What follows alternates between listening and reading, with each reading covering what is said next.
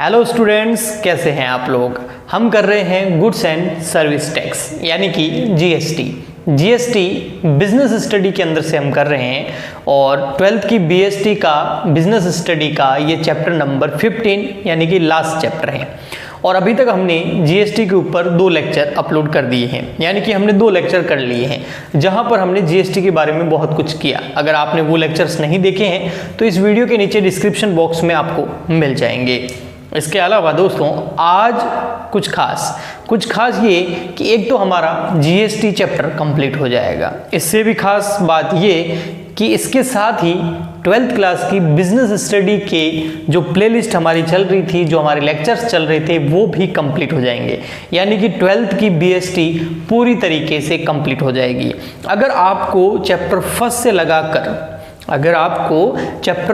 से लगाकर आज का लेक्चर जो लास्ट लेक्चर है यहाँ तक सारे लेक्चर एक साथ चाहिए तो वो कैसे मिलेंगे वो भी मैं आपको बता देता हूँ। हाँ जी स्टूडेंट्स, देखिए जब आप यहाँ पर हमारे चैनल पे आएंगे ना, ये कॉमर्स वाले गुरुजी नाम का हमारा चैनल है। आपको अपनी जो मोबाइल है ना उसमें तो हमारा चैनल ऐसा ही दिखता होगा।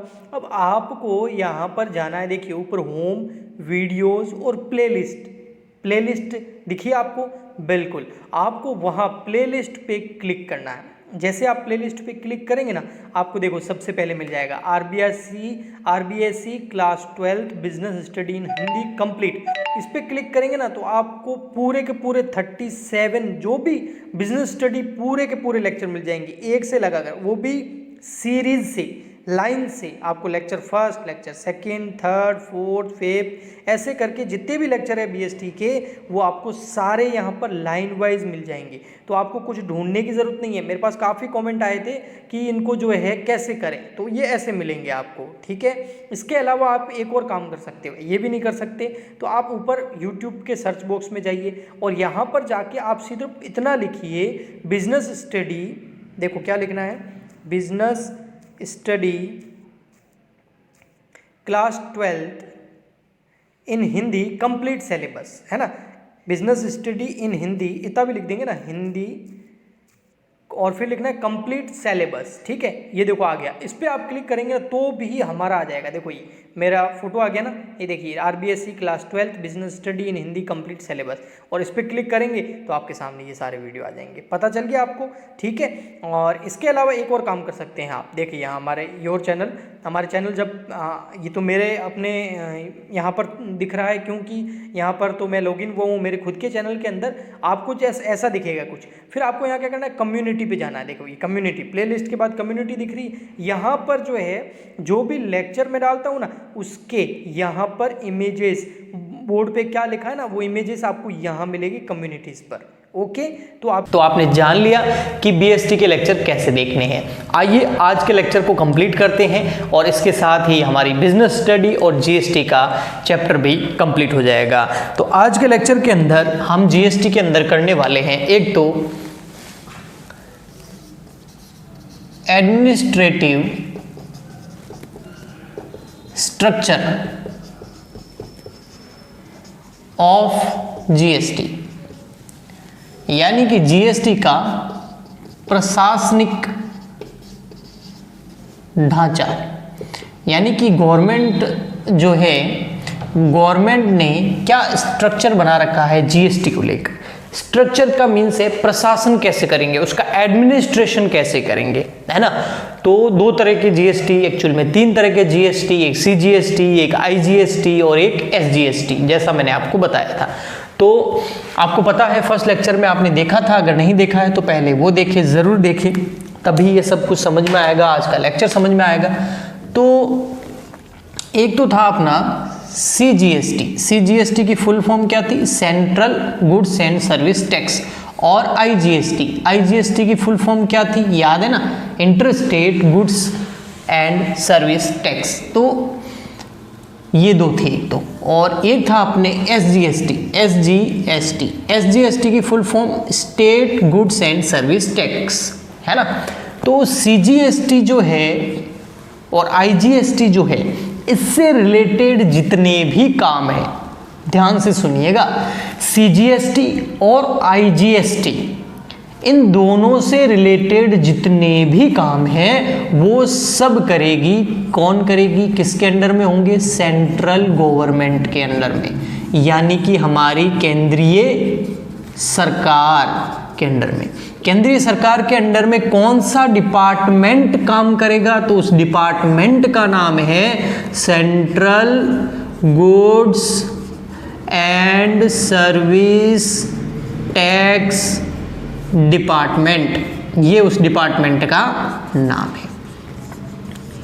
ठीक है, शॉर्ट में आप इसको CGST डिपार्टमेंट बोल सकते हैं, यानी कि central goods and service tax department सारे काम करेगा CGST से और IGST से रिलेटेड। अब CGST से और IGST से रिलेटेड कौन कौन से काम हो सकते हैं?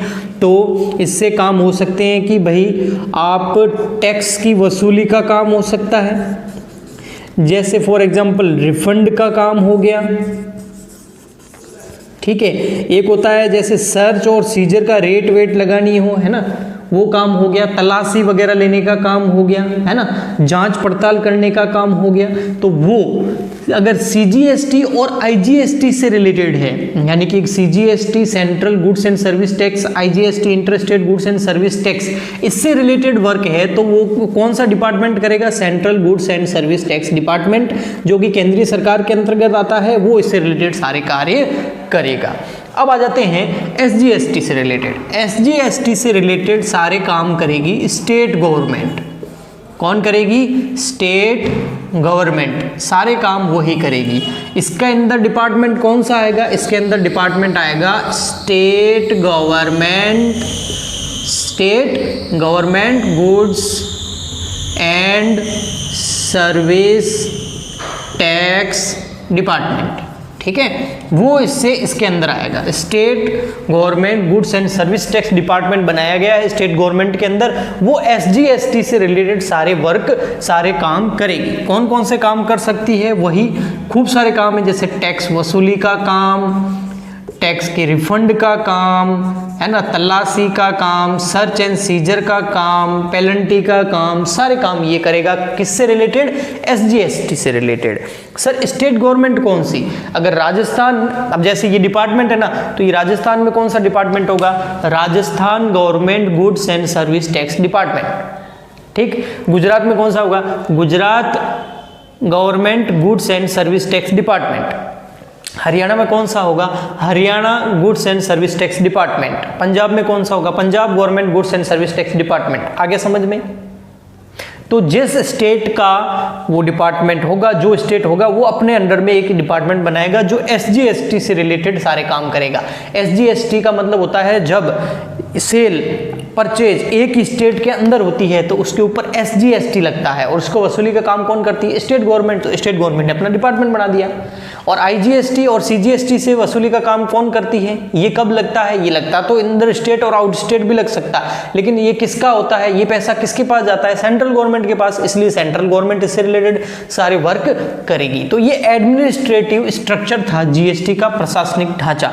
तो आप इसको नोट कर ले, इस वीडियो को पॉज करके 2 मिनट लगेंगे, ज़्यादा टाइम नहीं लगेगा, क्योंकि इसके बाद हम करने वाले हैं बात रजिस्ट्रेशन की। किसकी बात करने वाले हैं? रजिस्ट्रेशन की बात करने वाले हैं। ओके, तो इसको हटा देता हूं। भाई आपने बिजनेस स्टार्ट करना है तो आपको GST में रजिस्ट्रेशन तो करवाना होगा। ठीक है, आपके दिमाग में सवाल आएंगे, रजिस्ट्रेशन कैसे करवाना है, रजिस्ट्रेशन के लिए कौन सा फॉर्म भरना है, रजिस्ट्रेशन कहाँ कराना है, सेंट्रल गवर्नमेंट के अंडर में कराना है या स्टेट गवर्नमेंट के अंडर में कराना है, कैसे होगा सब कुछ, है ना। तो इसको मैं 2 तरीके से समझा सकता हूँ। एक तो अभी थ्योरेटिकली आपको समझाऊंगा, इसके अलावा अगर आप लोग चाहते हैं कि नहीं सर हमें तो लाइव बताइए, उस वेबसाइट पे ले जाके बताइए कि कैसे रजिस्ट्रेशन होता है, तो उसमें भी मैं आपकी मदद कर सकता हूँ, उससे थोड़ा अच्छे से समझ में आपको आएगा। उसका अपन अलग एक वीडियो बनाएंगे, आप मुझे कमेंट करके बताइएगा अगर ज़रूरत पड़ी तो। ठीक है, नहीं तो अपन यहाँ थ्योरी तो पढ़ ही सकते हैं इसकी। रजिस्ट्रेशन को हिंदी में क्या बोलते हैं? पंजीकरण। क्या बोलते हैं? पंजीकरण। सर सबसे पहला सवाल, रजिस्ट्रेशन कितने करवाने पड़ेंगे, यानी कि स्टेट गवर्नमेंट का अलग या सेंट्रल गवर्नमेंट का अलग रजिस्ट्रेशन कराना पड़ेगा? नहीं, अलग रजिस्ट्रेशन नहीं करवाना है, एक ही रजिस्ट्रेशन कराना है आपको। कितने रजिस्ट्रेशन कराने हैं? केवल 1 एंड ओनली 1 रजिस्ट्रेशन करवाना है आपको, एक ही पंजीयन कराना है, ठीक है। क्यों? चाहे वह आप स्टेट गवर्नमेंट या सेंट्रल गवर्नमेंट, दोनों जगह वो आपका रजिस्ट्रेशन सर्टिफिकेट काम आएगा। आपको क्या मिलेगा? रजिस्ट्रेशन जब कराओगे ना तो एक सर्टिफिकेट मिलेगा। क्या मिलेगा? एक सर्टिफिकेट मिलेगा।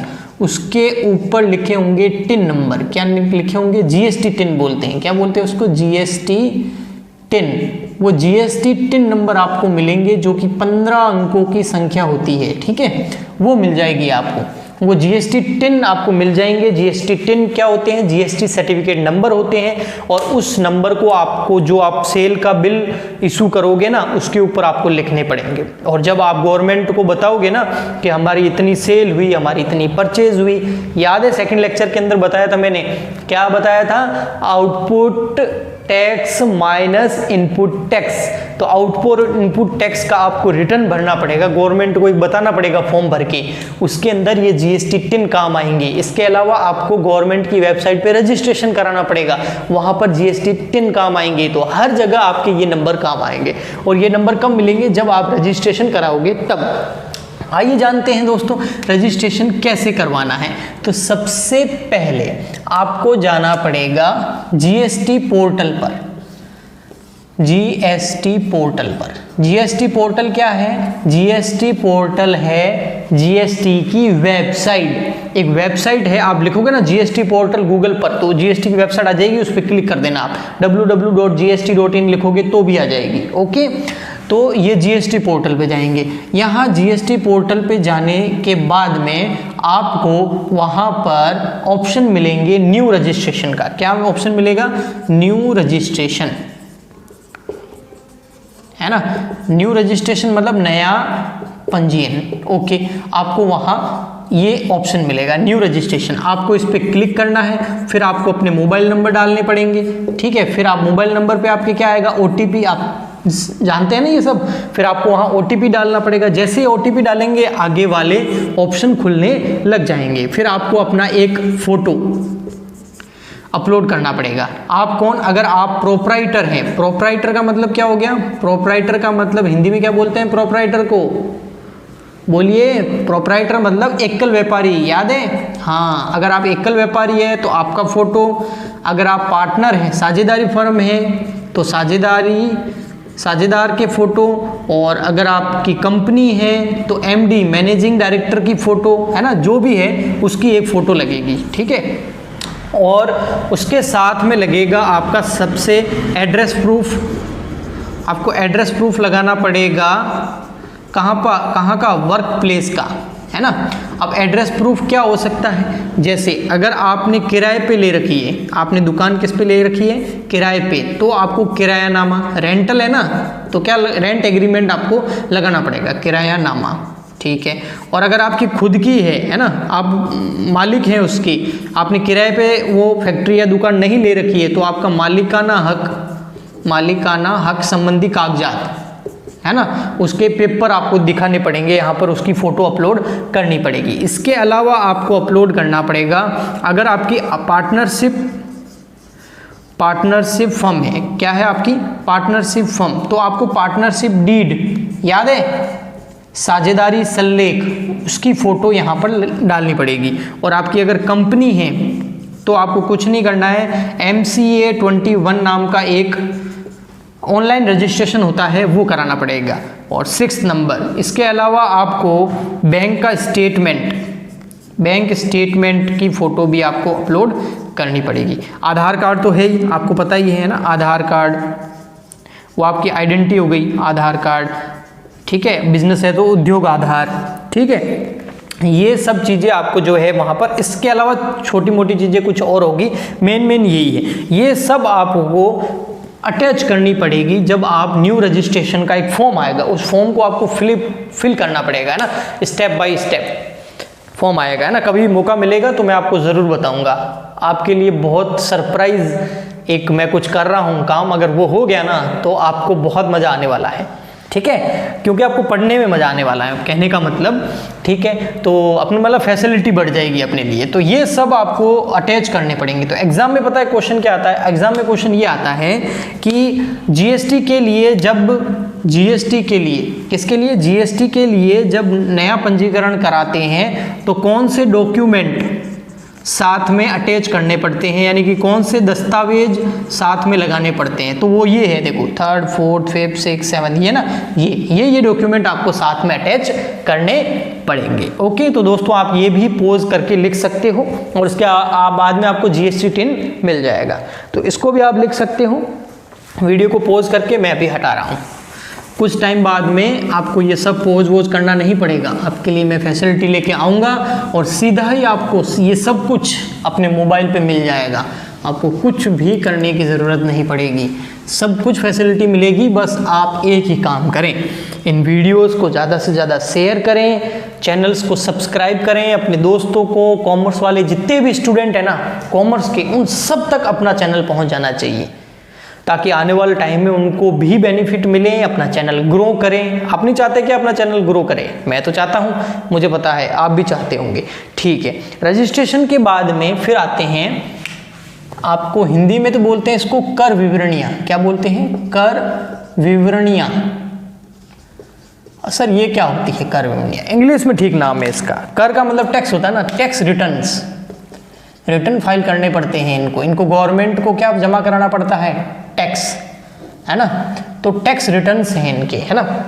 तो कर विवरणियां इनको फाइल करनी पड़ेगी, जिसमें बताया जाएगा कि इस मंथ में मैंने इतनी सेल करी, इस मंथ में मैंने इतनी परचेज करी। जब सेल करी तो मैंने 10,000 रुपये टैक्स वसूल किया, जब मैंने परचेज करी थी तब मैंने 8,000 रुपये का टैक्स पे किया। अब 10,000 रुपये का टैक्स वसूल किया, 8,000 का पे किया था, और कितना पे करना है, 2,000 रुपये। इसको ही बोलते हैं output tax minus input tax. याद है ना, सेकंड लेक्चर में बहुत अच्छे से बताया था मैंने। हाँ, तो वो सब कुछ आपको गवर्नमेंट को बताना पड़ेगा। इसके लिए आपको रिटर्न्स फाइल करने पड़ेंगे, एक फॉर्म भर के फाइल करना पड़ेगा, जिसको रिटर्न बोलते हैं। रिटर्न आपके 3 तरह के होंगे, एक तो होंगे आपके सेल्स रिटर्न, क्या होंगे, सेल्स रिटर्न, यानी कि विक्रय का विवरण। इस पे आपका सेक्शन नंबर, धारा लगेगी, सेक्शन लगेगा 25। ओके, ये कब आपको फाइल करना है, ये आपको फाइल करना है प्रत्येक महीने की समाप्ति, जब भी कोई महीना समाप्त होगा, किसको फाइल करना है, बिजनेसमैन को फाइल करना है। प्रत्येक महीने की समाप्ति के बाद 10 दिन के भीतर आपको ये फाइल करना पड़ेगा। प्रत्येक महीने की समाप्ति के 10 दिन के भीतर। सर समझ में नहीं आया, आप बताओ हमको थोड़ा, ठीक है। तो देखिए, जैसे अभी आपका कौन सा महीना चल रहा है, अभी बताइए आप, अभी चल रहा है अपना मई, है ना, मई महीना चल रहा है। तो मई कब खत्म हो जाएगा, 30 तारीख को। तो जैसे 30 को खत्म होगा, उसके 10 दिन बाद, तो 30 मई के बाद में 10 दिन कहाँ तक आ जाएगा, 10 जून तक। तो 10 जून से पहले आपको ये जितनी भी आपकी सेल्स हुई है ना, जितनी भी आपकी क्या हुई है सेल्स, उस सेल्स को आपको बताना पड़ेगा, उस विक्रय को आपको फॉर्म में फिलअप करके बताना पड़ेगा गवर्नमेंट को, और उस जीएसटी पोर्टल पर इस फॉर्म को अपलोड करना पड़ेगा आपको। कहीं जाने की जरूरत नहीं है, जीएसटी पोर्टल पे जाना है, वहाँ आपको जीएसटी टिन जो आपको मिलेंगे ना, वो नंबर डालने हैं, पासवर्ड डालने हैं, आप लॉगिन हो जाओगे। उसके बाद एक फॉर्म होगा जिसका नाम होगा ये सेक्शन नंबर 25 में सेल्स रिटर्न, उसको आपको डाउनलोड करना, उसको फिल करना और वापस अपलोड कर देना, बस हो गया काम। अब उसमें डिटेल क्या डालनी पड़ेगी, आपको डिटेल डालनी पड़ेगी, आपने किस किस को माल बेचा। जैसे आपने बेचा राम एंड सन्स को, तो आपने कितने का माल बेचा, उस पर आपने जीएसटी आपने कितना उससे लिया वो दिखाना पड़ेगा। ऐसे ऐसे जितने को भी आपने माल बेचा वो सारी डिटेल वहाँ पर डालनी पड़ेगी। ओके, ज़रूरी है डिटेल डालनी, बताऊँगा आगे दोनों का कनेक्शन, देखो आगे आपको समझ में।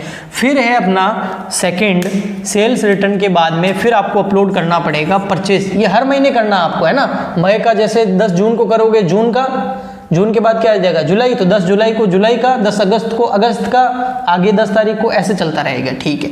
ऐसे के ऐसे सेम आपको भरने होंगे। एक तो परचेज रिटर्न, जैसे सेल रिटर्न आपने फाइल की जिसमें सेल की डिटेल डालोगे, वैसे कि वैसे आपको परचेज रिटर्न में क्रय का विवरण डालना पड़ेगा। किसका? क्रय का। और इस पे लगता है आपका सेक्शन नंबर 26। ठीक है, मार्कर दूसरा ले लेते हैं, सेक्शन नंबर 26, तो ये डालना पड़ेगा आपको। तो इसमें जो है, अब सेक्शन नंबर 26 में देखिए, सेक्शन नंबर 26 परचेज रिटर्न होगा। इसमें क्या करना पड़ेगा आपको? प्रत्येक महीने की समाप्ति के बाद 15 दिन के भीतर आपको ये वाला रिटर्न भी फाइल करना पड़ेगा। कौन सा रिटर्न? Purchase return. जैसे ये कब फाइल करना होगा? अगर मई महीना जब भी खत्म होगा, 30 मई को खत्म हो जाएगा, तो 30 मई के बाद 15 दिन कौन से? 15 जून तक। आप 1 जून को अपलोड कर सकते हो, 2 जून को, 5 जून को, 15 जून तक आपको अपलोड करना पड़ेगा। ये लास्ट डेट होती है इसकी। ठीक है, इसमें आपको क्या दिखाना पड़ेगा? परचेज से रिलेटेड सारी डिटेल, आपने किस किस से परचेज किया, और जिससे भी आपने परचेज किया होगा उसको आपने जीएसटी पे किया होगा, तो उसकी डिटेल, वो सारी आपको डिटेल अपलोड करनी पड़ेगी। अब देखिए, थोड़ा आप समझिए यहाँ पर, जैसे आप सेल्स रिटर्न अपलोड करोगे ना, तो आपसे हो सकता है किसी बिजनेसमैन ने परचेज किया है, तो वो कौन सा रिटर्न अपलोड करेगा? Purchase return. आप परचेज रिटर्न अपलोड करोगे तो हो सकता आपने परचेज किया तो सामने वाले ने आपको बेचा था ना, उसने सेल किया था, वो कौन सा रिटर्न अपलोड करेगा? Sales return. तो इनको आपस में क्या किया जाएगा? मैच किया जाएगा। जैसे आपने सेल्स दिखाई सेल्स रिटर्न के अंदर कि मिस्टर राम को मैंने इतना माल बेचा, इसका मतलब मिस्टर राम ने खरीदा है, तो वो जब मिस्टर राम आगे माल बेचता है, दुकानदार है, ठीक है, आपने अपने सेल्स में दिखाया, इस रिटर्न में सेक्शन नंबर 25 के अंदर दिखाया कि मिस्टर राम को मैंने 2 लाख रुपए का माल बेचा और इसके ऊपर जो है मैंने इतनी जीएसटी वसूल इससे करी। ओके, अब आपने सेल रिटर्न भर दिया, मिस्टर राम क्या करेगा? परचेज रिटर्न भरेगा। तो मिस्टर राम परचेज रिटर्न जब भरेगा ना, तो वो भी दिखाएगा अपनी परचेज के अंदर कि मैंने जो है उस फला आदमी से जो है 2 लाख रुपए का माल खरीदा, इतनी जीएसटी मैंने उसको पे करी। अब ये दोनों मैच होने चाहिए। अगर ये मैच हो गए तो ओके, अगर मैच नहीं है, मिसमैच आ गया, तो आपको रिटर्न वापस सुधार के फाइल करना पड़ेगा दोनों को। आगे समझ में? ओके, तो मिसमैच नहीं आना चाहिए। ओके, तो ये हर महीने आपको रिटर्न दोनों फाइल करने हैं। फिर आ गया थर्ड, आपको रिटर्न फाइल करना पड़ेगा एक मंथली रिटर्न, है ना, मासिक विवरणी बोलते हैं। क्या बोलते हैं? मासिक विवरणी। मासिक विवरणी का मतलब मंथली रिटर्न फाइल करना पड़ेगा आपको एक, हर महीने मंथली रिटर्न आपको फाइल करना पड़ेगा। हर महीने आपको एक रिटर्न फाइल करना पड़ेगा। ठीक है, और ये होगा आपका मंथली रिटर्न जो है, ये 20 तारीख को फाइल करना पड़ेगा आपको, और इसके ऊपर लगेगा सेक्शन नंबर 25, 26 और इसके बाद लास्ट सेक्शन नंबर 27। इसमें आपको क्या करना पड़ेगा? प्रत्येक महीने की समाप्ति के बाद 20, प्रत्येक महीने की समाप्ति के बाद 20 दिन के भीतर, ठीक है, जैसे अगर मई महीना समाप्त हो गया है तो ये मासिक रिटर्न कब फाइल करना है? ये आपको फाइल करना है फिर कब? 20 जून तक। 20 जून तक है ना, जून के बाद फाइल करोगे तो पेनल्टी लग जाएगी। 20 तारीख से पहले पहले करना। और जून का रिटर्न कब फाइल करोगे? 20 जुलाई तक। आपको समझ में आ गया? तो मतलब 3 रिटर्न भरने हैं आपको हर महीने। अगर जून की बात करें, जैसे मई महीना खत्म होगा ना, तो मई में जितनी भी सेल हुई उसका रिटर्न कब तक फाइल करना है? 10 जून तक। मई में जितनी भी आपने परचेज करी उसका रिटर्न कब फाइल करना है? 15 जून तक। मई महीना खत्म हो चुका है और मई में आपको मई का मंथली रिटर्न जो है मई महीने का, उसको फाइल कब करना है? 20 जून तक। ठीक है, ऐसे कैसे? जून महीना जब खत्म हो जाएगा तो जून की सेल कब आपको रिटर्न फाइल करना पड़ेगा? 10 जुलाई तक। परचेज का 15 जुलाई तक, और ये मंथली रिटर्न 20 जुलाई तक। समझ में आ गया आपको? बहुत अच्छे से, वेरी गुड, बिल्कुल आपको समझ में आ गया होगा। ठीक है, ये सब कुछ आपको करना पड़ेगा। हाँ, इस मासिक रिटर्न में आपको क्या दिखाना पड़ेगा? इसमें आपको सेल प्लस परचेज दोनों दिखानी पड़ेगी, और इसमें आपको दिखाना पड़ेगा output tax minus input tax, ये दिखाना पड़ेगा आपको, है ना। आपको आउटपुट टैक्स इतना था, इनपुट टैक्स इतना था, और बाकी यहाँ आ जाएगा टैक्स पेबल, और यहाँ जो टैक्स पेबल आएगा ना वो टैक्स आपको पे करना पड़ेगा। तो इस रिटर्न के अंदर टैक्स पे किया जाता है, मासिक रिटर्न के अंदर, मंथली रिटर्न के अंदर। हाँ, एक इसके अंदर स्कीम होती है, ये 1 नंबर का क्वेश्चन आ सकता है। इसमें एक स्कीम होती है, कौन से? मंथली रिटर्न की बात कर रहा हूँ। कौन से? ये सेक्शन नंबर 27 की मंथली रिटर्न की बात कर रहा हूँ। अगर आपने कंपोजिशन स्कीम ले रखी है, ये छोटे व्यापारियों के लिए होती है। कौन सी? Composition scheme. अगर आपने ये स्कीम ले रखी है तो फिर आपको हर महीने रिटर्न भरने की जरूरत नहीं है, फिर आप क्वार्टरली रिटर्न भर सकते हो, यानी कि तिमाही बोल सकते हैं, 3 महीने में एक बार रिटर्न भरना है आपको। ओके, समझ में आ गया? तो मंथली रिटर्न भरेंगे तो 12 महीने में 12 रिटर्न भरने होंगे, और अगर 3 माही में कंपोजिशन स्कीम वालों को, स्कीम जिनके पास है उनको पूरे साल में केवल कितने रिटर्न भरने होंगे? 4। लेकिन जिनके पास कंपोजिशन स्कीम नहीं है उनको पूरे 12 रिटर्न ये भरने पड़ेंगे, और ये दोनों तो अलग है ही। ओके, ठीक है। अब आते हैं पेनल्टी के ऊपर, इसको हटा देता हूं मैं, ठीक है, या इसके साथ में बता देता हूं। देखो, अगर आप 10 दिन के भीतर रिटर्न फाइल नहीं करते हो, जैसे 30 मई का खत्म हो गया, आपको रिटर्न फाइल करना था 10 जून तक। कब तक करना था? 10 जून तक, और आपने 10 जून को फाइल नहीं किया अभी तक, तो जब तक आप 10 जून के बाद जितनी देरी करोगे ना, तो आपकी पेनल्टी लगेगी 100 रुपीज़ पर डे, हर दिन के हिसाब से 100 रुपये। जैसे आपने 15 जून को फाइल कर दिया, तो कितना लेट फाइल किया? 5 दिन। 10 जून को करना था, 10 जून तक का टाइम था, आपने 15 जून को किया, तो 500 रुपये पेनल्टी। तो यहाँ पर 100 रुपीज़ पर डे है ना, जितने दिन बढ़ते जाएंगे पेनल्टी बढ़ती जाएगी, 100 रुपीज़ पर डे लगेंगे। 20 जून तक तो 2000 रुपये हो जाएंगे, ऐसे है ना, 1000 रुपये हो जाएंगे ऐसे। तो और इसके अलावा मैक्सिमम 5000, ठीक है, दोनों में से जो क्या हो कम हो, है ना। ज़्यादा से ज़्यादा 5000 रुपये की पेनल्टी है, बाकी हर दिन कितनी है? 100 रुपये। सेम का सेम इसमें भी सेम है, ये सेम किसमें? सेक्शन नंबर 27 में। जो परचेज का रिटर्न है ना, वो आपको कब तक? 15 तारीख तक फाइल करना है। अगर आप 15 तारीख तक करते हैं तो ओके, नहीं तो हर दिन 100 रुपये, और ज़्यादा से ज़्यादा कितने लग सकते हैं? 5000 रुपये। ओके, फिर आ जाते हैं मंथली रिटर्न के पास। मंथली रिटर्न में क्या है? देखिए, मैं यहाँ बताता हूँ आपको। मंथली रिटर्न आपको जो है वो कब फाइल करना है? 20 जून तक फाइल करना, मतलब हर महीने की 20 तारीख को आपको फाइल करना है। अगर आप 20 तारीख को फाइल नहीं करते हैं तो 100 rupees per day. Sir same है क्या? नहीं, सेम नहीं है। 100 रुपीज़ पर डे पेनल्टी लगेगी, और 100 रुपीज़ तो पर डे लगेगी, और आपका जितनी सेल्स है ना, उस सेल्स के अमाउंट का 0.25%, 0.25% है, 25% नहीं है, 0.25% है ना। इन दोनों में से जो क्या हो, इन दोनों में से जो हो अधिक, उतनी पेनल्टी आपकी लगेगी। इन दोनों में से जो ज़्यादा हो, अधिक हो, ज़्यादा हो, अधिक हो, उतनी पेनल्टी लगेगी। ओके, तो ये सब पेनल्टी वगैरह थी। अब आप अगर एक बार बुक में से भी रीड कर लेंगे ना, आपको बहुत अच्छे से समझ में आ जाएगा। इनको आप नोट जरूर कर दीजिएगा। ये देखो, मैं हट जाता हूँ, आप स्क्रीनशॉट ले सकते हैं, और आप इसको पोज करके लिख भी सकते हैं, और मैं कोशिश करूंगा कि टेलीग्राम चैनल पर इसका फोटो भी भेज दूं, ठीक है।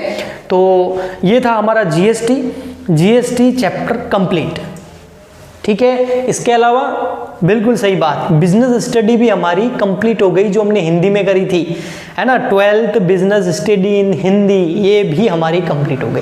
बीएसटी की बुक पूरी कंप्लीट कर ली। अब हम क्या करेंगे? अब हम करेंगे अकाउंटेंसी, और इसके अलावा नए नए अनाउंसमेंट होने वाले इस चैनल के ऊपर, नई नई चीज़ें भी आने वाली हैं, तो आप जुड़े रहें। सबसे पहले वो नीचे रेड कलर का बटन दिख रहा है ना आपको, उसको दबा दीजिए, बिल्कुल दबा दीजिए, अभी दबा दीजिए, और उसके पास में बेल आइकन आएगा, उसको भी दबा दीजिए। कुछ भी अपडेट आएगा, कुछ भी नई यहाँ पर चीज़ आएगी, कुछ भी नया अपन करेंगे तो आपको नोटिफिकेशन मिल जाएगा फटाफट, और मेरे साथ जुड़ पाएंगे। 1-2 दिन के अंदर मैं लाइव भी आने वाला हूँ आपसे बातचीत करने के लिए, ताकि आपकी प्रॉब्लम्स का सॉल्यूशन दे सकूँ। तो मिलते हैं नेक्स्ट वीडियो में, नहीं, नेक्स्ट लाइव आऊँगा मैं। नेक्स्ट कब आऊँगा उसका आपको मैसेज मिल जाएगा। आप बस बेल आइकन ज़रूर दबाएं, तभी नोटिफिकेशन आएगा कि हाँ कॉमर्स वाले गुरुजी जो है वो लाइव आ चुके हैं, वरना नहीं मिलेगा। इसलिए कह रहा हूँ, रेड वाला बटन दबाइए, फिर वो बेल आइकन का बोलेगा उसको भी दबा दीजिए, और वीडियो को शेयर ज़रूर करें। मिलते हैं नेक्स्ट वीडियो में, तब तक के लिए गुड।